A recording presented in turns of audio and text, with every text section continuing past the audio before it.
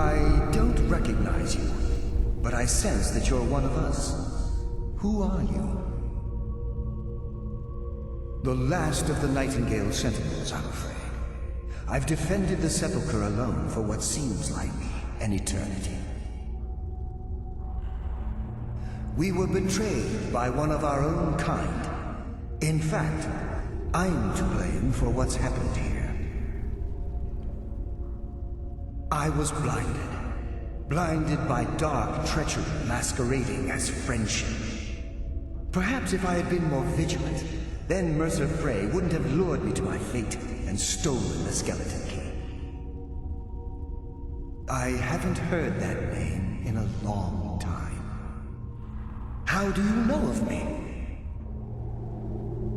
The key! You have the skeleton key! I never thought I'd see it again. And Mercer Frey? Then it's over, and my death wasn't in vain. I owe you a great deal, Nightingale.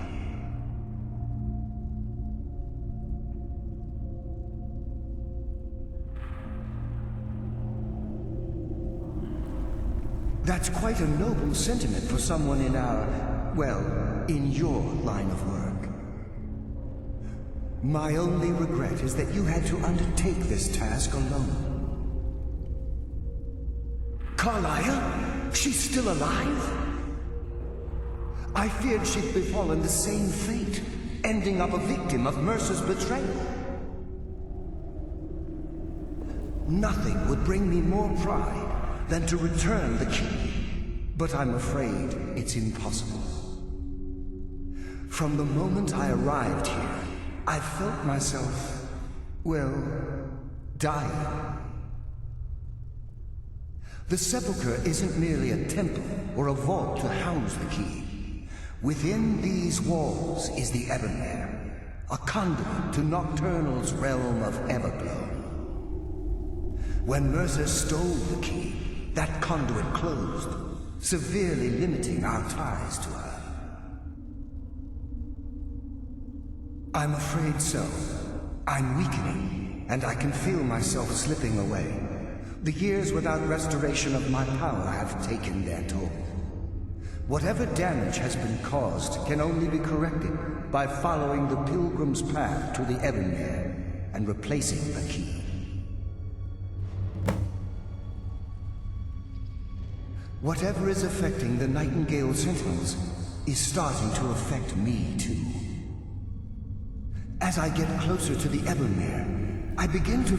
Even right this moment, I feel strange, when I don't think I should be feeling anything at all. With the Ebonmere closed, and their sudden severance from the realm of Everglow, I fear they've undergone a drastic change. They're shadows of their former selves. They no longer remember their true purpose or their original identities. My spirit didn't manifest itself in the sepulchre immediately. So, however, ever since that day, I've felt my power. I wish I could help you, but I've been a prisoner in this very The only possible help I've come across are the remains of some poor fellow who is trying to follow in your footsteps. Perhaps his journal can help? The Ebonmere is a conduit through which Nocturnal influences our world. Not through magic. Yes, absolutely. But Nocturnal, she influences our luck. Nearly. Think about the guild. About the state it was in when you began. Think about all the little... A pick breaking when it shouldn't have. The clouds in the nighttime sky clearing at the wrong moment. Our access to those bits of luck are what separates. Precisely. There are a few who still call Nocturnal Lady Luck, and for good reason. Good luck, Nightingale.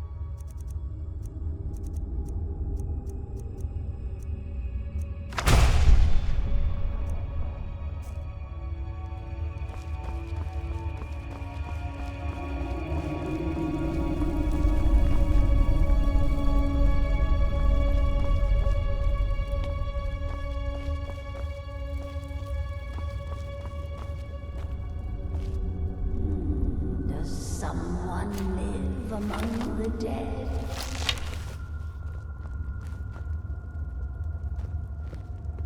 Mortal fool, no one hides from the dead. Eternal slumber awaits.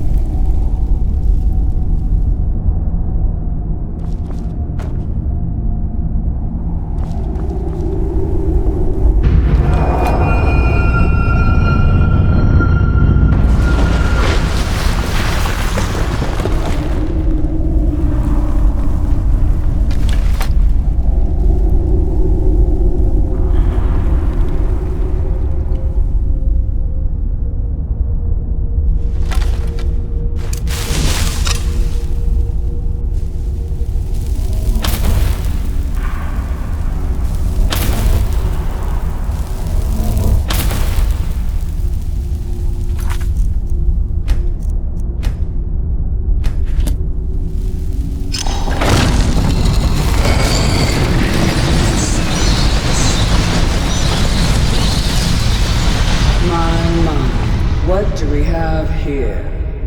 It's been a number of years since I've set foot on your world. Or perhaps it's been moments. One tends to lose track. So, once again, the key has been stolen, and a champion returns it to the sepulchre. Now that the Ebonmere has been restored, you stand before me awaiting your accolades. A pat on your head, a kiss on your cheek. What you fail to realize is your actions were expected and represent nothing more than the fulfillment of your agreement. Don't mistake my tone for displeasure. After all, you've obediently performed your duties to the letter. But we both know this has little to do with honor and oaths and loyalty. It's about the reward, the prize. Fear not.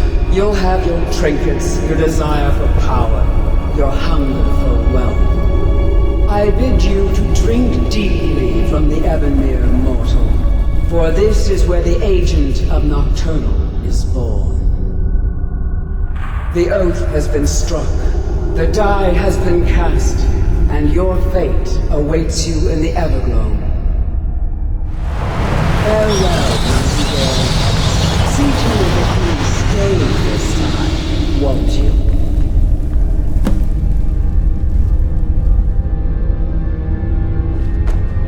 I'm glad you were able to bring the key back safely. Nocturnal seemed quite pleased with your efforts.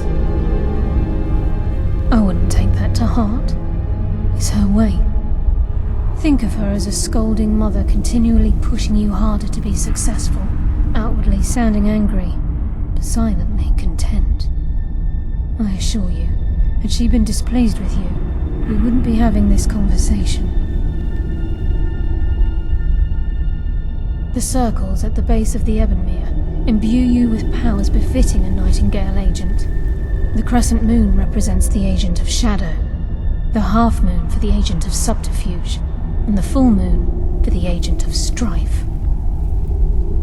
This is Nocturnal's way of maintaining balance.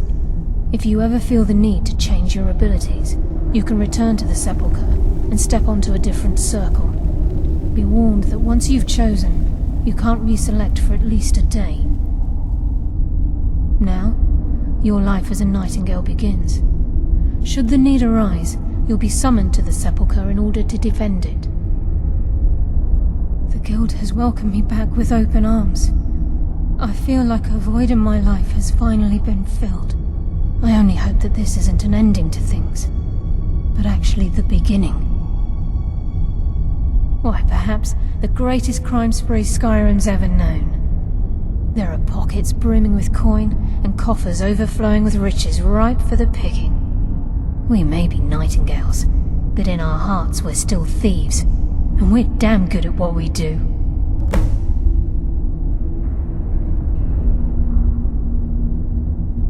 The agent of stealth is the master of remaining unseen. They are able to manipulate the darkness and use it to their advantage.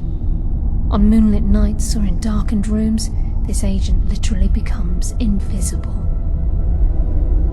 This agent of strife can send forth a tendril of pure darkness into the heart of another, causing great injury to them. At the same time, this tether will bolster the agent's own life force, making him stronger. The agent of subterfuge utilizes shadow to cloud the judgment of those around him. By weaving the darkness to their will, this agent can manipulate others into fighting for the Nightingale for a limited time.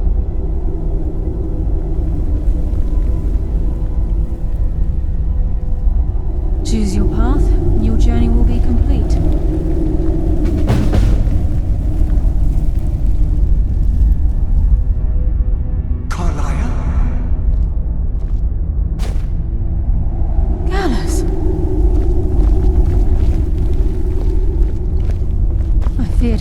See you again. I was afraid you'd become like the others.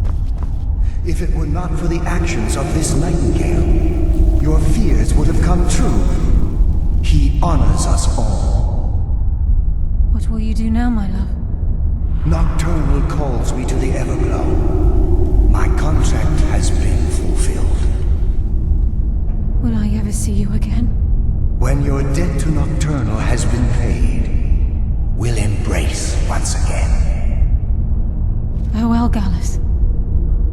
Eyes open. Walk with the shadows. Goodbye, Carlyle.